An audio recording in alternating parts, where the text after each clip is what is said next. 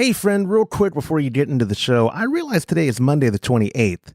And what I didn't realize was that on Wednesday of last week, I never hit publish. This is last week's episode. We still have an episode this week for you. But when we refer to Christmas and all that, which, by the way, I hope you had a wonderful Christmas, that was all last week.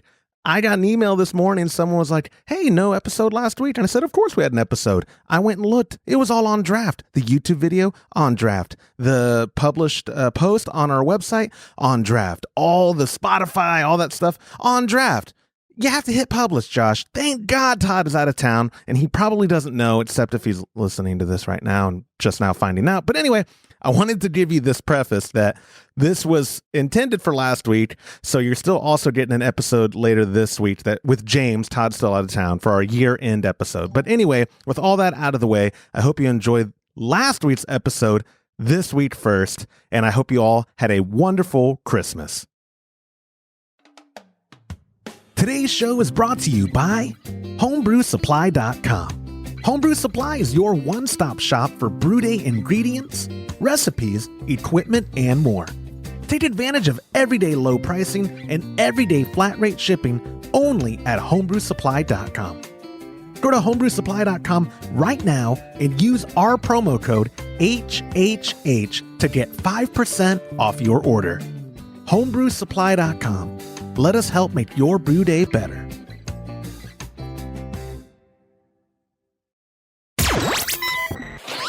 Entertaining shows with content that spreads information and sparks discourse throughout the community. This is the Pearl Media Network. Color SRM on New England IPAs, step mashing, when to measure your grains, and using a foundry for primary fermentation. This is Homebrew Happy Hour, episode 211.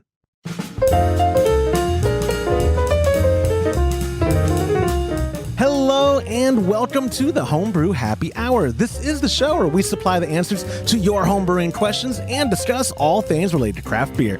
If you have a question you would like us to discuss on a future episode, you can go to homebrewhappyhour.com and click on that submit a question link at the top of the page, or now you can call or text them in by using 325-305-6107. I am your host, Joshua Stubing. Today I am joined by the Director of Operations at cmbecker.com, right over there, Mr. James Carlson. My friend, how are you doing today? Great. How are you doing? Good, doing real good. I always feel bad, especially when it's just you and me on the show, because I'll small talk your ear to death and you're too nice to tell me to shut up and let's just start recording. We're 20 minutes past. No. This whole too nice thing, ask anybody out there if James is too nice. Oh yeah, which is a great segue that Todd's out of town and James is in charge. Todd, nobody will agree with that remark. Well, see, I like the version of James I get. I don't know what they're talking about. I will say right now, at the top, Todd is on vacation. They're on their way to South Padre Island, and you and I were just talking about how I forget how far you guys are from me, because like I went to Port Aransas this weekend for an extended trip with my wife. I'm gonna kill the music. We don't need it. And it's a 3-hour drive, and I can make it a little under 3 when I'm speeding. And cool. It's a great drive. I forget for you, because you love Port A too. It's like a 5.5. It's a 6-hour drive. Give or take. Just add 3 hours, because it takes about 3 hours to get to you. Exactly. Traffic and all, just average. Exactly. But South Padre, Todd was telling me it's going to take him like every bit of 9 hours to get down there. It's to be like between 8 and 9 just to get to that. That's a heck of a trip, man. But that's a long way. Fortunately, if we know anything about Todd, is that he plans his vacations out well. He wouldn't do that for a 2 or 3 day trip. He's going to be there. I believe they're not leaving until the 30th, right? Is when they're coming home. Yeah, I think that's right. Yeah, so they're coming home the 30th. So he has a nice long vacation. Hopefully he doesn't overthink things and try to micromanage from the coast, and can just relax, because 2020 is very cliche for me to just be like, oh, 2020's been that year. Todd's had for the businesses and stuff, we've been, we're doing good, but 2020 has affected us like it's affected a lot of Americans, and I'm glad Todd's taking that break with Liz and the girls. Family trips are the best, and we hope that he's having fun. I think when he's not on the show is the only time he listens, so let me get this out of the way. Oh, I'm at the beach, and I'm drinking some beer, and I'll just get that we'll out. be getting posts here in just a few hours, I'm sure. Absolutely, we will. Yeah, or he's gonna text me and have something mean to say once he hears this. But we're recording this on Wednesday the 23rd. I'm publishing it on Christmas Eve, so we'll pretend that it is Christmas Eve and say Merry Christmas to our listeners who celebrate. Yeah. We hope that y'all get everything you asked for. Not too late to get a gift card to homebrewsupply.com or ketconnection.com if you need a last minute gift, or if you need to drop that hint to your loved one who needs to get you a last minute gift. They make great stocking stuffers. Just print it out and put that gift certificate in there. And I'm doing all my pitching and selling for Todd on his behalf since he's not here. But we actually, it's funny, on the retail side, this is the time of year where everyone calls on Christmas, like today. Can it get to me in time by Christmas? If they're ordering a keg on December 23rd, like I'm in Eugene, Oregon. Can it get to me by Christmas? Maybe get a gift card. maybe get not gonna happen. Not even overnight. Not even print the gift card and put that in their stocking or something, because unfortunately shipping already has never been a guarantee this time of year from our carriers. It has nothing to do with us. Once we put it in their hands, believe it or not, it has nothing. We can't do anything anymore at that point. Their load, there's unimaginable load. Yeah. And I was listening to, it was on the radio. They were talking about shipping, and they said the shipping this year compared to last year was up like, don't quote me on it, but they were like 80%. I'm like, how is that possible? Oh, I believe him. I believe it. If everybody's at home or locked down, I know but I never go to stores and shop. I just go online. It's easier. I get what I need and I don't overspend. Well, that again, I'm the same way as you, where this year, the only unique thing was I actually did spend a lot more money this year than other years. I fell for all those COVID sales retailers were doing back in like April. I mean, us included, but like I have on my wall there, I have 2 new guitars that I got this year. Really? I have the new soundboard in my studio here. I spent a lot of money on musical gear. Every time it would come in, my wife would be like, "What is this box from Sweetwater.com?" I'm like, I don't have no idea. Maybe I'm a loyal fan of theirs and they're just rewarding me. And no, I'm honest with my wife. She doesn't listen to the show, so I can say whatever. But I've spent a crap ton of money this year. If they give me another stimulus check, I'm probably going to buy a PlayStation 5. I have no idea. Haven't decided yet. Or a gun. Or both. We'll see. Yeah, mine's going to credit cards. My goal is, James, you just swipe. By the time I get my refund, my tax refund back, I'm going to have every credit card completely paid off. And they're not huge amounts, but I'd like to have them zero balance on all. I only have 3. But the only bills I'll have is my house payment, my car payment. I was going to say, for context, because I'm glad you provided it, you don't have a lot of credit card debt. You're very frugal. I used to a long time ago, but of the much younger James Carlson has some the irresponsible James. The Carlson. Irresponsible. Maybe I'm living those phases because I'm just like swipe away. Sometimes the bill comes in. No, you're not. I know. Far from I have it. I have a shtick, man. Let me live it. I am fortunate, to have been raised by a father who is fiscally responsible and instilled that in me. So I love credit cards, but I keep them current. But I love them because the point one I have every month, I get like between $50 and $100 in free cash, and I'm doing air quotes for people listening. I got in the mail today. I think I'll give it to my daughter. I got a Apple card. A gift card from one of my credit card companies. See, exactly. So, it's like, if you can leverage it, credit card's not a bad thing. I know Todd went through a Dave Ramsey phase early in our relationship, and Todd had the money in the envelopes and was like this is how to do it, man. And I think he was selling furniture and other crap that Dave Ramsey always. I say crap. Look, Dave Ramsey. On Dave Ramsey. He has. You talk niche. About a guy that does not live on planet Earth. Well, that is that guy. I'll say I know a lot of people who got out of debt because of him, but I was raised on a guy named Clark Howard, who's more case by case. Clark Howard's way more realistic. He's more case by case. He could, and he asked you to be honest with yourself. Can you handle debt and keeping payments and leveraging it for your situation? Where you're right, Dave Ramsey's a one size fits all. Like, don't buy that conical fermenter if you can't pay for it in cash and then sell your couch, or I don't know. He'll tell you don't even buy new cars. He'll tell you eat beans and tortillas if you can't. and spend absolutely nothing else.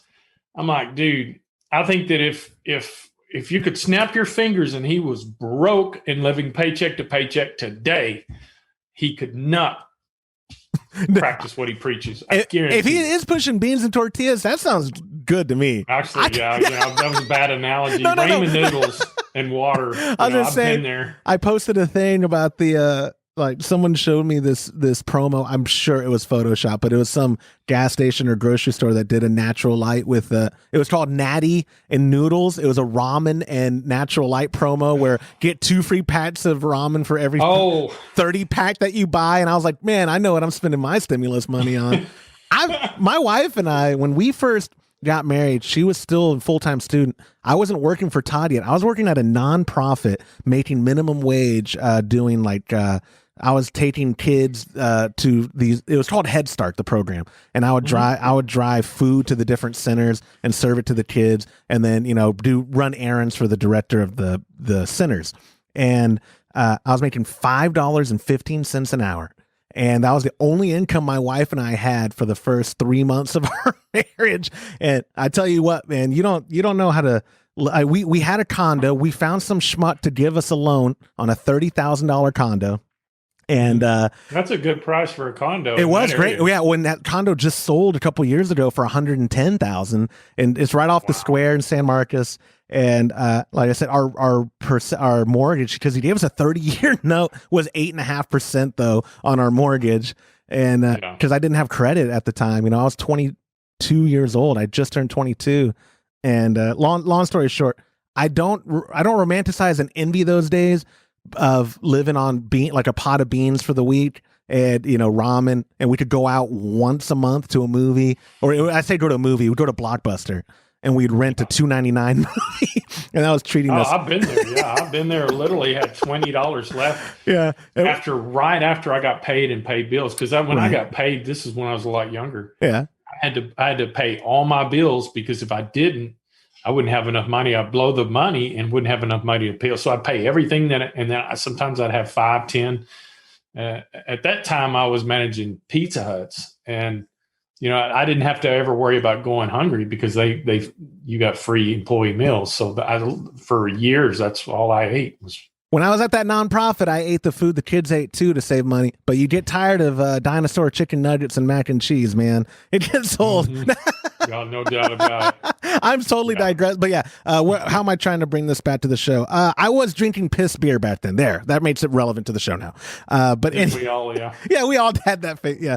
Hey, I remember buying Schaefer Light. You probably don't. I don't even know what that is. Yes, but you could buy a case of it in 1985 for $6. Oh, so I was born in '85, man. I don't want to make you feel old. Todd's not here. I like making him. I was a junior in high school in 1985, and we would get either that or Schlitz, depending on which one was on sale. But you could buy you could buy a case of Schaefer Light for $6. That's fantastic. $6.99. Yeah, definitely less than $10. Right. Well, in cases of, I've seen cases of Keystone dirt cheap at a gas station where I'm like, okay, kids still have an option. And I say kids, 21-year-olds drinking responsibly.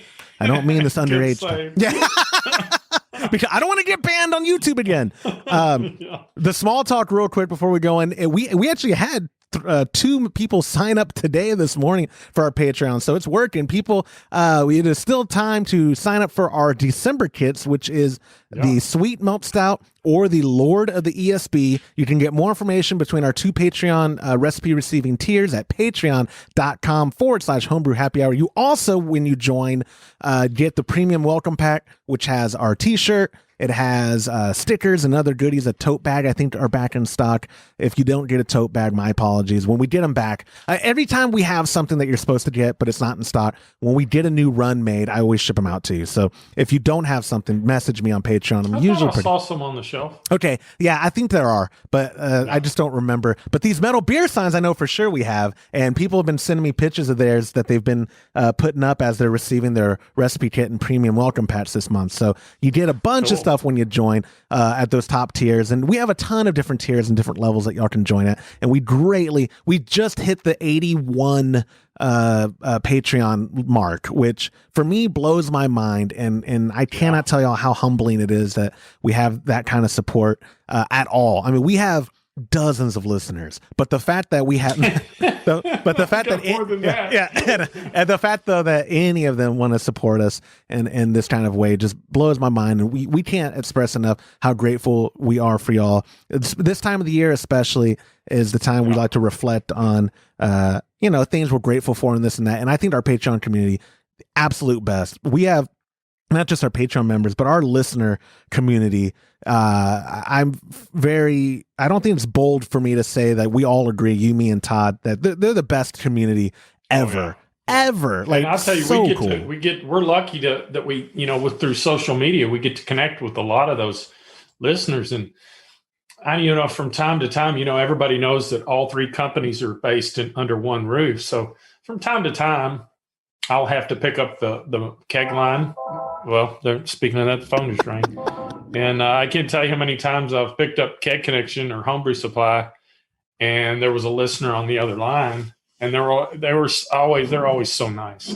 It's really very humbling. Todd, because we're just like them. We're just homebrewers. That's all we are. Just with nice microphones. But Todd always calls me, and this happens damn near every day when someone recognizes his voice, because he likes to rub it into me. Like, he calls me and he'll say, I just talked to a listener, and they were just really thrilled that they got to talk to Todd Burns. I was like, okay. I just don't answer the phones, man. I don't answer the phone. When I answer the phone, I always get, James? Is this James? Yeah. What gave it away? How could you tell? Someone did message me on Instagram because I guess they called Zach. We have a very large proportion of our audience is also customers of kegconnection.com or homebrewsupply.com. And so they talked to Zach, and Zach put one of them on hold, and they messaged me on Instagram. Hey, I'm on hold. Is that your voice doing the stuff? I was like, absolutely. That's me. Yeah. That's what I'm known for now, is thank you for calling Keg Connection LLC or whatever it is. Yeah, they don't want me doing that script. I would love to redo it with you. People would just hang up. Why? Don't put me on hold. No, I would love to do that. I want to listen to that hick. That hick? Oh my gosh. Anyway, so yes, patreon.com/homebrew happy hour to get all the details on what we're doing there. And if you want to get the recipe kit receiving, or if you want to be in the recipe receiving tier, or get any of our new swag, you can find it all there at patreon.com/homebrew happy hour. We're getting to the first question now of this week's show. Came from our buddy Will, who actually is a Patreon member and messaged me through patreon.com/homebrew happy hour. Can't say that enough. Okay, so I started brewing extract about a year ago, and a year and a half ago, I upgraded all my equipment last March and bought the Anvil all-in-one to make the switch to all grain, and also bought a conical and have temperature control. My first beers I started brewing were the New England IPAs, but the color has never been the same as the craft brewery beer. What can I do to get that bright yellow orange color? The flavors were always great, but the beer doesn't look like the craft breweries. Thanks. I know for us, we've stressed it before on the show, James, like the way the beer ends up tasting is what matters to us the most, especially when it's just us drinking it. But the presentation, because we often share our beer with people, or we're hosting or having people over, part of the presentation is that SRM, that color profile, and achieving it. I always assumed was kind of inherent to the grain bill. What could be going on with Will? So what could be going on with his color not being achieved, and where can he address it? I would go, if I was him, I would go over the recipe that he's using, whether it be a kit, and make sure that the percentage of roasted malt's correct. Think it as like a color shift. So if I was going to do a NEIPA, I would probably do a base malt of 2-row, just pale malt or 2-row malt. And then I would do probably 5 to 10% of 20L. But as the darker the roast, the darker the color, and also in proportion to the grain bill as well. So what I would do if I was him is I would go into brewersfriend.com and pull up the recipes, and just you can isolate just the NEIPAs. And a lot of times they will give you SRM and you can also Google this too. You can go in and look at actual homebrew recipes. AHA is another good one too, because AHA offers recipes. But if you look at the ones that won the different classifications, they will actually have their beer, and they'll have professional photos taken of it. So, there's a lot of resources online, but I would just start with the roasted malt. Another thing that you might, if you're wanting a little bit of haziness before the hops, you could use like a red wheat. That'd give you the protein that you want for the mouthfeel. And then you could also get a little bit of haziness because of the wheat itself. And because the red wheat, the way it's roasted, it'll promote an orangey color if you use about 10% of it. There's a lot of things you can play around with, but the best thing is look at a recipe that's got the beer represented with the recipe. And also lighting plays a lot to do with that too. I don't know if you remember a few years back, I did a New England style IPA, and I took two different pictures of it. I took a picture of it outside in the sunlight. It looked bright and orange. And then I took it inside, and it looked more like an amber. It wasn't as the color was not the same. So I remember that, but the one you shared on Instagram, because you had brewed it. That's the one Irene was holding up. Exactly, and and like you said, it looked orange, right? When I remember you showing us the two photos, because you were like, "Oh my god, my camera!" Because I think you thought that something like, "Is my phone camera jacked up?" Or just because the difference in outside, it was like, Huge. that it was that orange juice looking. It had when Irene was holding it, X by the way. Yeah. But, she was holding it up. It looked like orange juice, right? It did, absolutely. It did. And then I took the picture inside in the brew room, and it wasn't even the same. Dude, so and I go outside, hold it up to light. I was gonna say, where do you judge your SRM? Where are we supposed to? Because I fall for the same, like especially on a Kolsch. I maybe I succumb to the pressures of appeasing people or making sure, like, no, I promise it's within range. But sometimes my Kolsch, if I'm posting it in bad lighting, it looks dark. And you're like, wait a second, that's dark for a Kolsch, buddy. But it's like, no, I swear, you have to be here. Oh, yeah, I can't tell you how many times I get that from, oh, you sure that's cold? That's awful cold. We got that from a beer judge at one year, if you remember. Oh, yeah.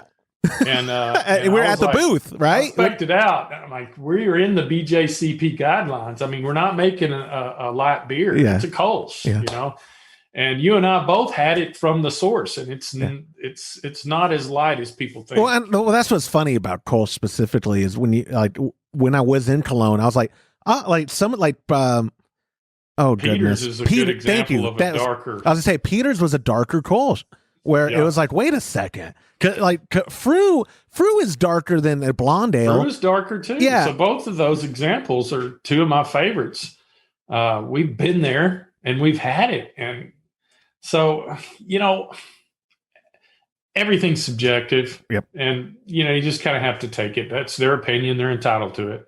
But back to on Will's question, if he's brewing it from like a recipe kit, like if he had gotten it, and actually Will for one of the early, I think this recipe kit, he has a New England IPA from Homebrew Supply.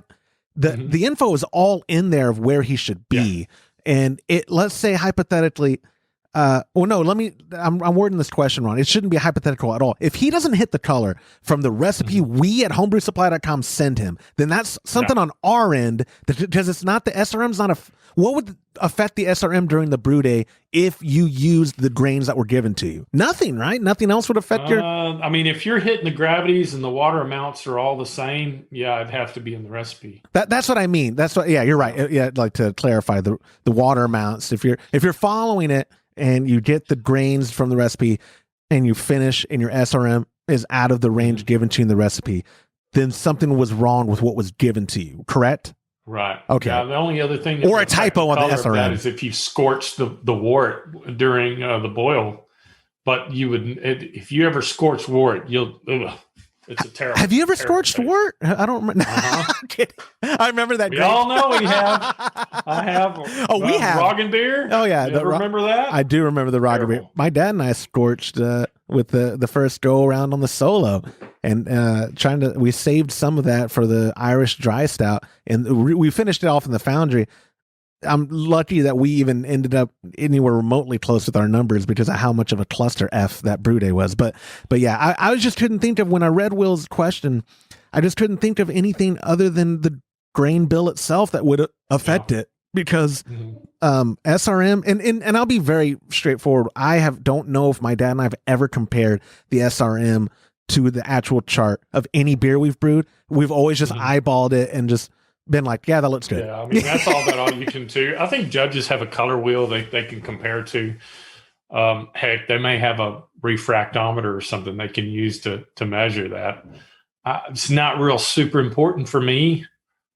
I don't mind a NEIPA, but wouldn't be anything I would brew, Yeah. Well, and also too, if you did brew it and you closed your eyes, the taste is all that you ultimately care about at the end of the day, right? And again, I understand though, because we do, like your blonde alt, right, where that was affected by color because of an omission of. Yeah, I forgot to put the roasted, the very dark, the Carafa 3, right, for the color, Carafa 2, which was for the color, and it was for the color. It's a debittered malt, and funny enough, 350 Lovey Bond. So yeah. That was one of your best all beers, though. Yeah, it was. That's what was so wild. The thing is, it didn't look like the right color, but my goodness, it tasted just like a Schlussel. It's the first time I ever thought I nailed that style, and I didn't mean to do it. Yeah, that story of my life, man. Anything that good that happens to me is like, I didn't mean to, but I'll take it. But anyways, that's why you take notes diligently, because if you do mess up, note the mess up because you can recreate it. Try to recreate it, yes. But anyways, Will, hope we answered your question. And this is a great reminder for me to tell y'all that if you send a question to us and we take it on a future episode, you're going to get a $25 gift card to techconnection.com, courtesy of the absent but charitable Mr. Todd Burns. Thank you, sir, for your generosity. Moving on to question number 2 this week. Came from our buddy Bennett, who used the submission form at homebrewhappyhour.com. Bennett wrote, "Hey guys, I've only ever done single mash infusion, and I brew all grain on a megapot all grain system. I've been seriously curious about step mashing and how that works, and whether or not you want to do decoction along with it. Love the show. Thanks." I was going to just send him the video that you did on decoction, but there's more to the question than just that. So if you talk about how you mash, because frequently you're a fan of step mash. You used to be. You used to be a big proponent on it. Then when you switched to the 3 vessel, it was a little harder to do. It would extend the brew day by 2 hours at least. And I don't know if it was quite effective because the system couldn't ramp up temperature fast enough, because we're talking about, we can do anywhere from 15 to damn near 20 gallons of beer. It takes a lot of energy and a lot of power to step mash something like that. So, but it wasn't until we talked to Horst, and he was like, with today's grain, the modern grain, the way they've modified it, you're just kind of spinning your wheels. A lot of the grain, they still step mash in Germany, one, because they always do the same thing. They're really sticklers to tradition.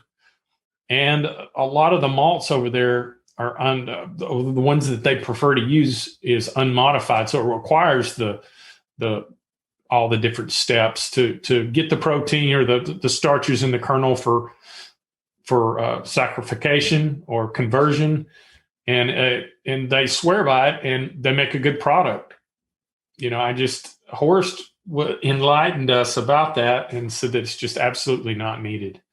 And I used to do step mashing when we had the all-in-ones and we didn't have the big system. And I've done several alt beers since that would be the one that I would step mash. I can't really tell a difference. That's my favorite. I love when that is what's funny. Remember with Horace, by the way, he's going to be on the show again in January. Yep. By popular demand, we are bringing him back. And he's excited to do it. Yeah. Too, And so, I'm afraid he might actually replace me on the show. Me. You never know. He's a lot more knowledgeable than I am. If Todd didn't write the checks, man, I would say replace him. But no, kidding aside, Horace, when he first said, I forget the way it was worded, but basically that water profiles is like overrated. I was just he said that's another thing that people spend a lot of time and energy on. That, which again, though, too, like I rounding the corners on how he had said it. It's like homebrewing is what you make it. It is what you make it, and if you want to put that much effort into it and you can tell the difference, God bless you, do it. Like that's what's awesome about homebrewing, and we're not judging you for it. No, in fact, we've always said do what works. If you're step mashing and your product is the way you want it to be and everybody likes it, step mash. Just because James says it couldn't tell a difference, that's not the God's honest truth. And, right. I'm just a homebrewer, so there'll be people that argue with me, and that's perfectly fine. That's what Decoction, I think there is a noticeable taste when you do a decoction. And I did a little short video a couple of years back on it, and it just, I don't know what it does to the grains, but it modifies them and it gives them a depth of flavor you just don't get with regular mashing. And I think it has to do with, when you're pulling those back out and you're what I do is I pull the grains out.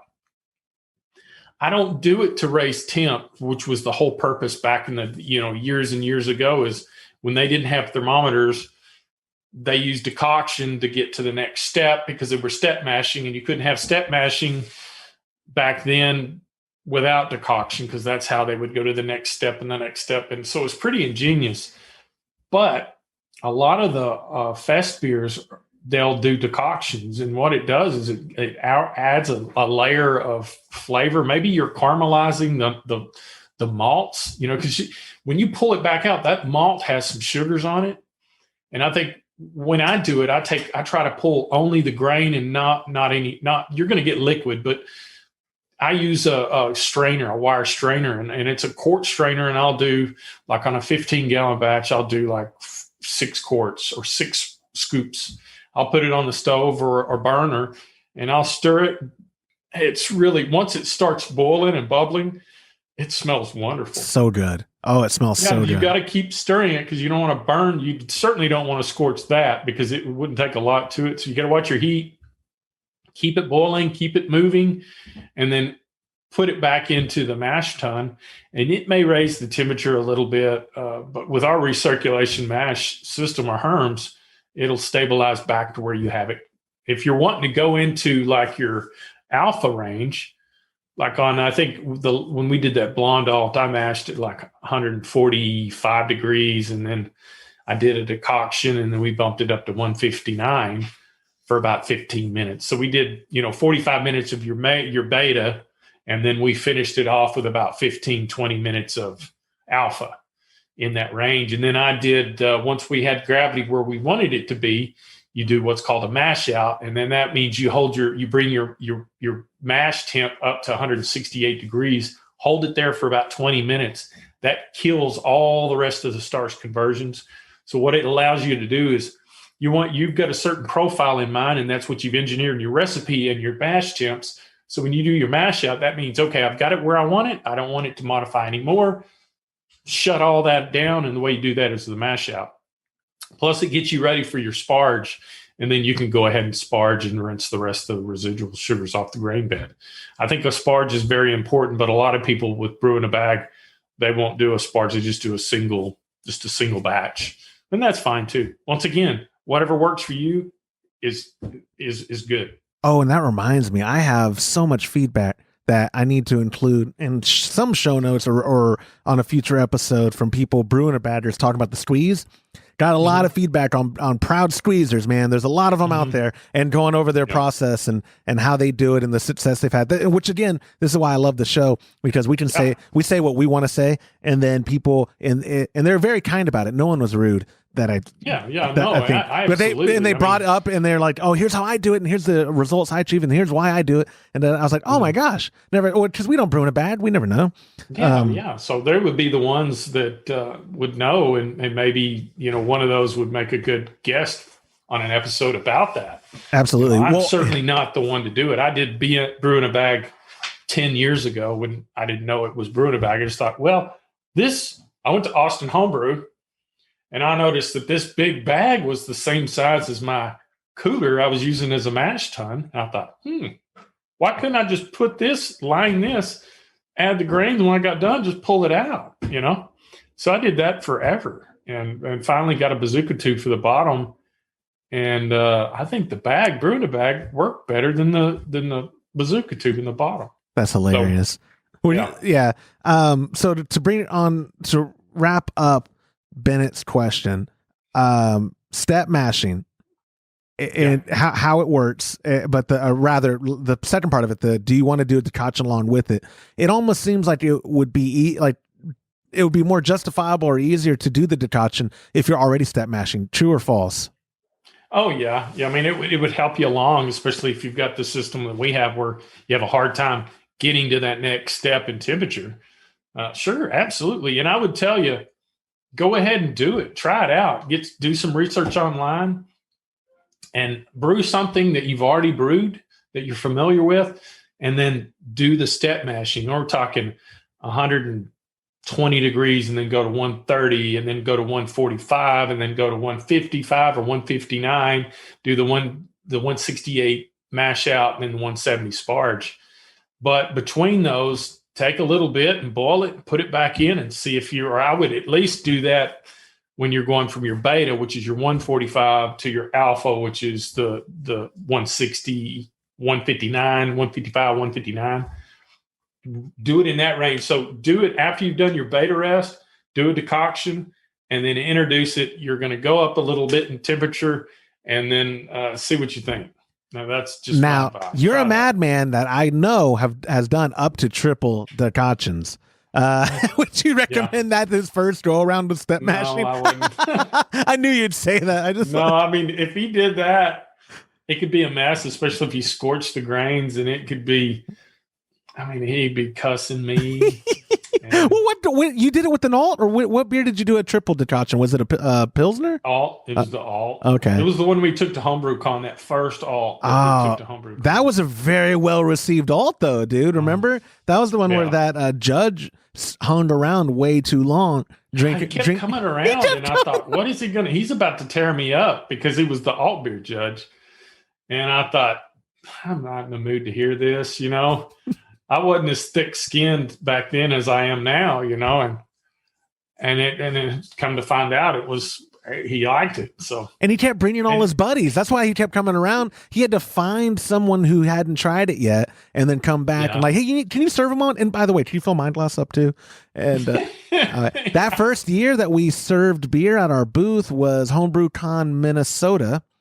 And that's all we took, if you remember. Yeah, I was saying, that's when we learned we'd have to bring more beer. We have to bring more beer. It didn't last. And then people would come by. Hey, I heard about that alt beer. Yeah, we've been out for like 12 hours, dude. I don't know. Yeah, and I did that on the Grainfather, and I step mashed it from 110 degrees all the way up to 170. It's wild, man.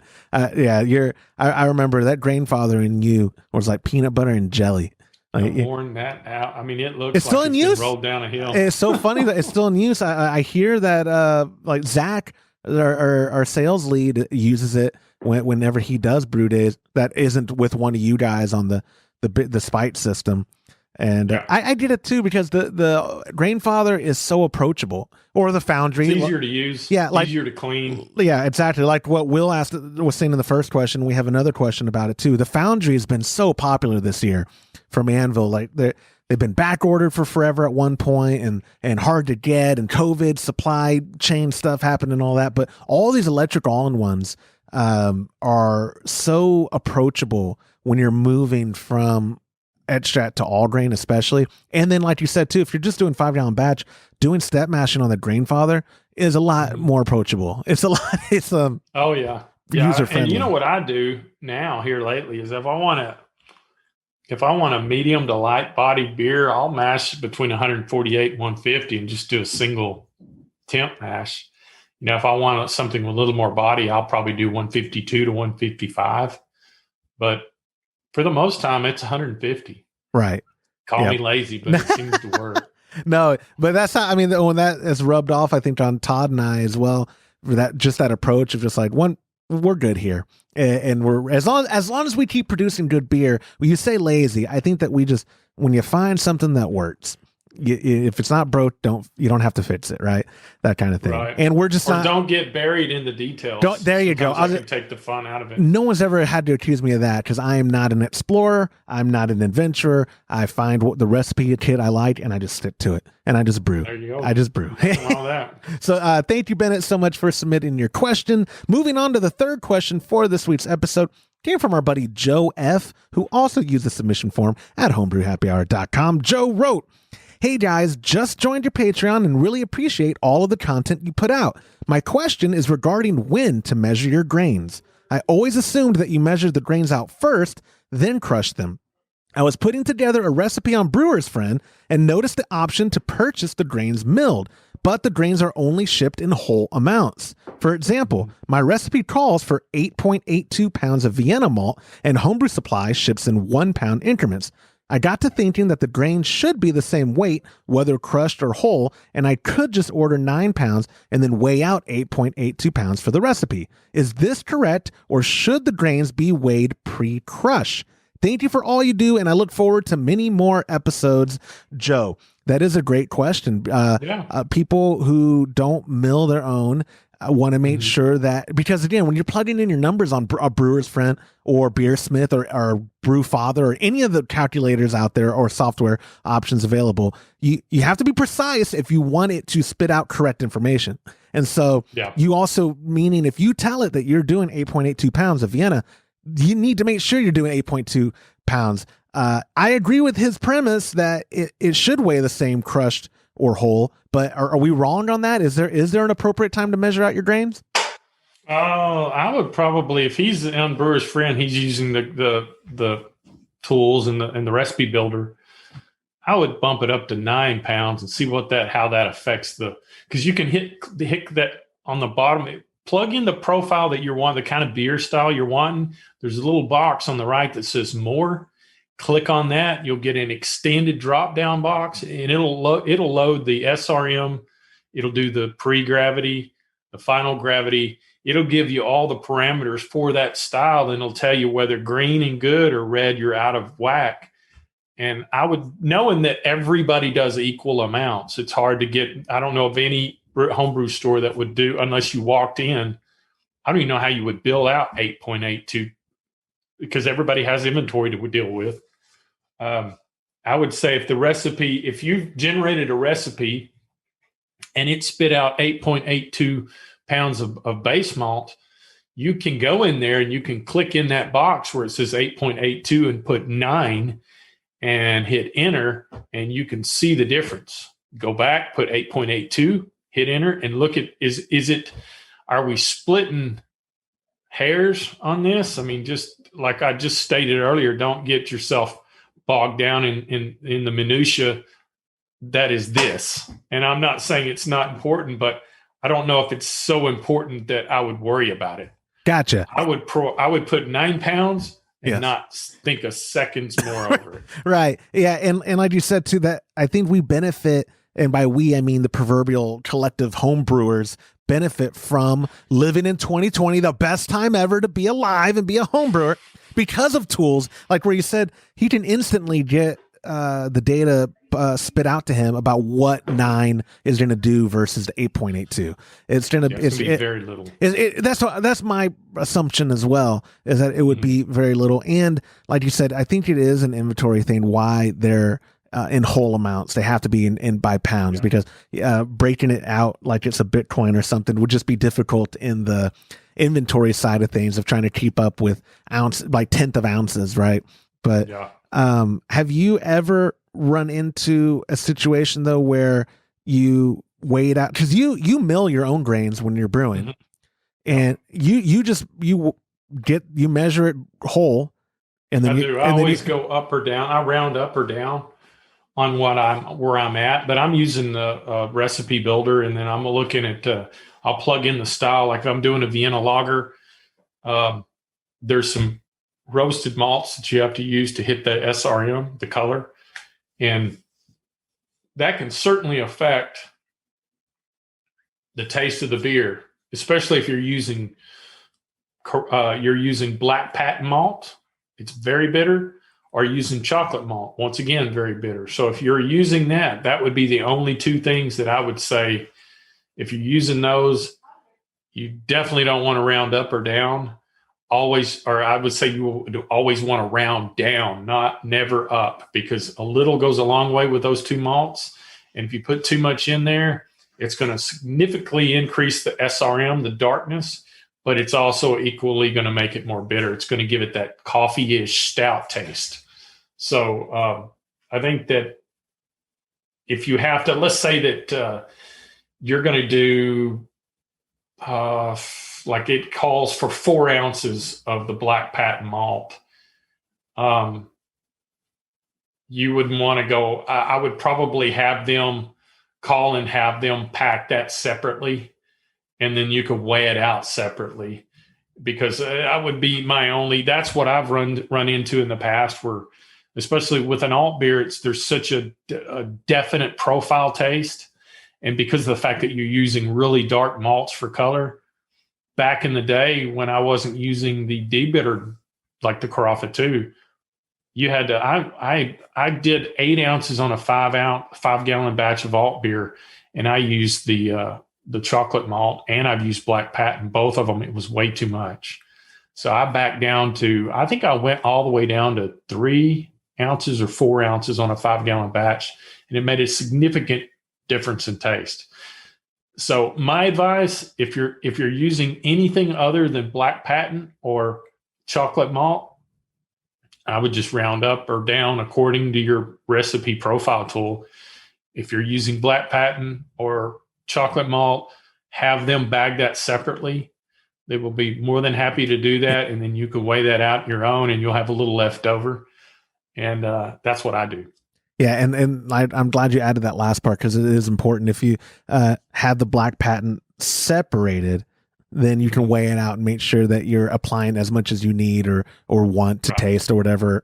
But yeah, I'm with you, where rounding up on base malts or even adjunct ones where it's not as impactful on the final flavor. I don't know the words I'm looking for, but rounding up from 8.82 to 9 should be insignificant in the bigger picture of things. And I say that, but then someone's going to email us and go, then why didn't the recipe just say 9? And I don't know, because I'm not smart, guys. Well, sometimes if you're focused on the numbers to hit, as far as the SRM, the alcohol, the IBUs, and you're focused intensely on hitting a specific number, it's going to give you fractional amounts on the recipe.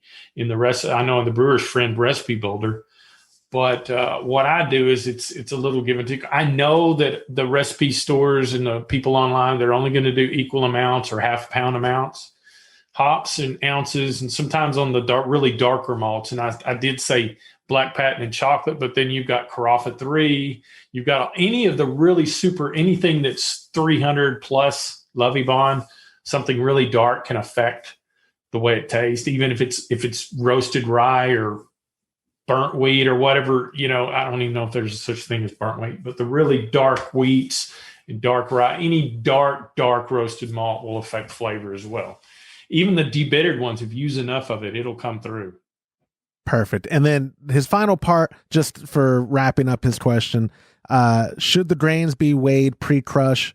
That's perfect, right? I mean, yeah. I like to weigh pre-crush, because what happens is if you have it crushed ahead of time and you're trying to pull those out, the hulls get separated from the starch or the endosperm. And a lot of times through shipping, the heaviest parts will sink to the bottom of the bag, and which would be the powder. And then the hulls can get, if you're going to do that, and you may not have a choice, shake the bag up really good before you weigh that out, because you want to distribute the hulls from the starches as much as possible so you get the correct amount. I mean, if you didn't shake it up and you just pulled the amount out, you could be getting all husks and a little bit of starches, and everything else is at the bottom. So I weigh and then crush. Absolutely. And again, we're so spoiled with our setup to where you just walk up the stairs, weigh it out, crush it, then come down. You did as fresh can be, right? But I'm glad you mentioned that part about the shaking the bag, because that's something that we have we probably don't say enough, to where it is, if it comes milled or double milled, shake that bad boy up before you pour it in. It's just good practice. And also too, a lot of the times all the malts are in one bag together, shipping out. And so that just my not quite OCD, but on the spectrum probably brain thinks like I need it even, I need it more even than just like if I'm seeing like a distinct segregation of the grains in the bag. I'm like, no, shake it up, and it just makes me feel like it's going to end up more even. But anyways, thank you so much, Joe, for submitting your question. We've got one last question for this week's episode. Came from our buddy Mike, who also used the submission form at homebrew.happyhour.com. He wrote, I've purchased an Anvil Foundry 10.5 gallon, and it has a hole in the top that I have been looking at putting a bubbler on and doing primary fermentation once I pull the grain and basket out. Well, last time I brewed, I went ahead and did it, and it worked out great. The lid as a seal clips tightly down and seals the bubbler fine. Once I transferred to a secondary, it cleaned up very great. What are your thoughts on using it as a fermenter? I wasn't able to find information on using the Anvil Foundry for fermentation. Thanks, Mike. I have no experience using it because we have buckets, or we have whatever that we plan on using. I'm wondering, I mean, obviously that hole at the top, it was made for tubing for your pump, for recirculating, to keep the lid on but still have recirculation going, is why they put it there. Go figure. Men see a hole and we figure, what can we put in it? And a bubbler, thank God, is what popped up for putting the bubble. I bet you he's not the only person to have done this with these. What do you see any pros or cons of using an electric all-in-one like the Grainfather or the Foundry or the Robo Brew or whatever as also a fermentation vessel? Hell no, that's a great idea. I mean, that's fantastic. Absolutely, especially it's got a pump. The only problem is you want to make sure you're a little bit over because there's going to be some trub that build up on the bottom. So when you try to move it using the pump, you're liable to suck all that old yeast into the secondary or the keg. But no, that's a great idea. Yeah, we should try it because we've got all those machines there, and we might as well try it. Whenever I talk about brewing in smaller batches, though, and Todd's not here to say anything, so I can say whatever the hell I want now. He's always like, we don't brew in smaller batches. It's no waste of time. But take one of the. Don't we have a Foundry? I have the Foundry. I'm still using. Oh, okay. And that's what me and my pop. We can do a smaller batch, and I can record it and report back on how it works for us, because I would never have thought to do that. Mainly because the trub. It's like all the things that and I secondary, and what like Mike said, though, he did too, and he said that it worked, it cleared up great, and then he also transferred to secondary and it clears up there as well. I guess I don't know why I never thought of doing it. We've brewed on the Foundry a couple times now, and I guess it's just because you always figure you have equipment for certain gear. But to be fair, when people ask me about using a floating dip tube and fermenting in a keg, I'm still like, oh, why would you do that? Right. Just use your fermenter. But I forget, some people are apartment brewing, or some people are, if you can get the temperature, like, cause you're going to have to put that Foundry in a spot that you're in your fermentation range. I don't know, James, would this be a case where you could wrap those insulation things around it with ice packs wedged in there? I mean, how would you best figure to get your Foundry in a spot in the range of your fermentation? Because let's say like we're brewing a Kolsch, and so the higher end of fermentation range being nice is 70, and you're gonna get some esters, like high 60s, right? Well, what would you say then to get your, like, just throw it in a closet in the winter? That would be in Texas. Well, that would be my concern. The thing about it is that particular one's got a cooling coil, so he's cooling the wort down inside the Foundry. Yeah, no, that's a great idea. So you know what else? You to perpetually keep the wort chiller running. And see what you do is you will drop the coil's designed to fit inside the foundry. So on the last 15 minutes, when you add your whorl flock, stick the coil in there so it sanitizes it. Another thing I noticed on the bottom of that is it's got a pickup tube and it looks like it's adjustable. So you could actually, it curves down. You could actually curve it up to get it out of the trub. And then you use the chiller coil, run cold water and cool it down in the foundry after you're done boiling. Put the lid on it, pitch your yeast. Man, that's a great idea. I see that too. Selling point. I'm looking at it right now. You're right. You can just turn that pickup that's kind of elbowed down. Mm-hmm. Just unless it's a notched, and I'll have to look.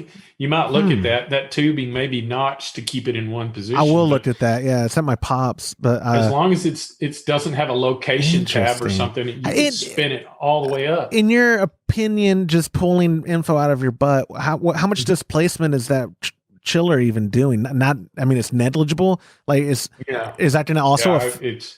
There's heads. You have to have a certain amount of head space for boiling. Right. And also, if you remember, liquid, when you raise the temperature of liquid, it expands. So it's going to go up. So they've accommodated for that in the deal. So they are in the vessel very itself. Smart engineers over there at Blickman.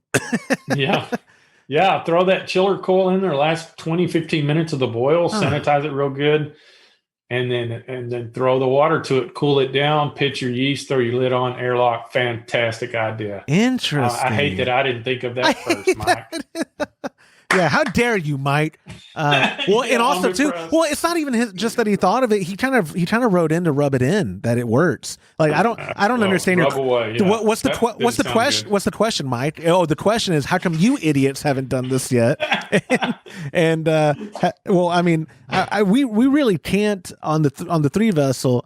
I mean, look at that level of volume, rather not that level. Like it's like the tiers of experience. I mean, at that volume that we're brewing, the conical with glycol is as best as it gets for our situation because it allows us also to continue using the vessels for brewing during the time. And we don't touch it either. And we don't touch it. Another thing, right? Is it's a no touch. Yeah. We transfer from the boil kettle into the conical, and then we transfer from the conical into the kegs. Yes. Not trying to brag or anything, but it's anytime you can get into a position where you keep away from oxygenating the beer. Yes. Or contaminating the wort with these things, then it's probably a good thing. But that is a fantastic idea. It is. And especially if you are hard on space or just trying not to mess you up a bunch of different equipment, I could see that. I could see that being very appealing. You're right. Yeah. See, the lid has a seal. I know on the Grainfather, it's got a glass lid. Yeah. Oh yeah. And it's got bell wire, but the clamps, but it tells you not to use it with that lid. Those are designed for the distiller hat. Oh yeah. That add-on. Yep. Yeah. It said only use the clamps on the distiller hat, not the clear lid, the glass lid. Yeah. So, but with the Anvil Foundry, if that lid's got a seal, maybe that's what they had. All engineers thought, well, this could double as a fermenter as well. What is it? Well, Blickman has that corny keg that they have that you use as a unit tank. Like the corn tank or corn. I forget what they always have the corniest names for this. Uni tank. Yeah, but it's from Blickman. It's a brand new corny keg, but that it goes into its own little conical housing, and then you take the bottom with all the chub and all that out, and then boom, and you can carbonate in it because it's a keg, and you're good to serve. And it's expensive as all get out, but it is. That's not a bad idea with that foundry. Mm-hmm. I'm gonna save a step. Mike, here's where it's gonna be even funnier. I have John Blickman's number. I don't want to brag. I'm gonna call him and be like, John, I got this great idea. Here's what we're gonna do. We're market it as a fermenter. It's my idea. Yeah, exactly. I thought of this great idea, John. Hear me, or I'll call Doug or one of those. I'll call Doug from there. He's like one of their head engineers. They're like, Doug, You're going to love this idea I came up with. I was sitting on the toilet and I was thinking, why don't I use the Foundry for a fermenter? No, it really is. And I bet you we're going to get a flood of emails like, yeah, Josh, there's this whole community on Reddit that's already doing that. And where are y'all at? And I'll be like, well, they don't like me on Reddit, so I don't hang out there much. But I've been off Reddit for months. Yeah, you told me you kind of have an internet hiatus, like of social media at least. I tagged you and stuff on Instagram just to make sure you see it. But oh no, I just don't go in there near as much as I should. I know. I told you on Reddit. Yeah. I posted a picture of me or my daughter and Gracie at the beach, and then I just got all this flood of like, you're a bad dad because she has braces and old dirty men think of, and I'm like, really? Yeah, they're projecting. Done. They were projecting. Yeah, done. Yeah, you're better at that. See, I am. Yeah. I was born a troll. I was raised on the internet, and when I get trolled, I'm like, oh, we're gonna have fun. This is gonna be the best. Here we go. But anyway, I know the internet, love it or hate it. Mike, thank you so much for submitting your question. Great idea. To wrap up, with a reminder that if and when we take your question on future episodes of the Homebrew Happy Hour, we do send you a gift card for $25 to kegconnection.com. Again, courtesy of the absent but super charitable and benevolent Mr. Todd Burns, who we hope he's having a great vacation. But with all that out of the way, Mr. Carlson, that's all I got for this week, my friend. I greatly appreciate your time because I know you're at the helm up there, and it's been great. Without going into numbers, because Todd hates when I divulge company information because I'm stupid and we're not supposed to divulge that. It was a great week of sales. Yeah, it was a great week. It was surprisingly good. We got caught up today. Oh no way! Are you serious? Yep. Okay, caught up. Because that's all y'all focused on. Because when I called this morning, the guys upstairs were like, "Don't bother us! Don't you know we're busy?" I was like, "Okay, I'm done. I'm so sorry." I even called. And I think a lot of the Patreon members will be happy too. Awesome. I appreciate that. Awesome. Yep. Well, I appreciate you, man, and your time. I hope you and everyone listening has a Merry Christmas, and we'll see y'all next week. All right. See y'all. And that will do it for this episode of the Homebrew Happy Hour. If you have a question you would like us to discuss on a future episode, you can go to homebrewhappyhour.com and click on that submit a question link at the top of the page. Or now you can call or text them in by using 325-305-6107. Thank you to our show sponsor, homebrewsupply.com, for supporting us and the homebrewing community. You still got about a week to enjoy 15% off site-wide right now through the end of the month at homebrewsupply.com. Some exclusions may apply. Go to homebrewsupply.com for all the details. On behalf of the absent Todd Burns, James Carlson, and the Pearl Media Network, I'm Joshua Stubing. Thank you for listening.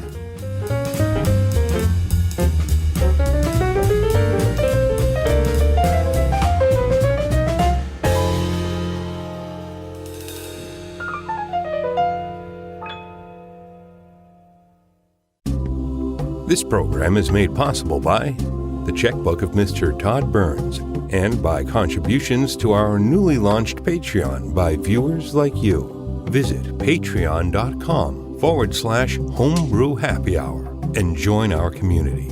Thank you.